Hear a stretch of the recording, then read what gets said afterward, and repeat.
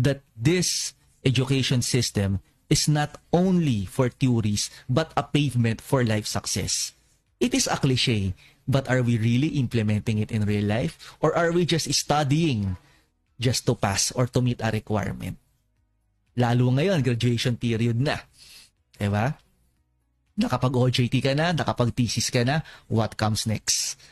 Karamihan sa goal ng mga estudyante natin, puro graduation goals, road to PICC. So what? PICC means nothing if you cannot contribute to your country when you become a professional. PICC is not a goal. It is the starting point of your goal, and that is to become successful and to become eventually a productive citizen of the community. Yun ang sasagutin ng Revalida.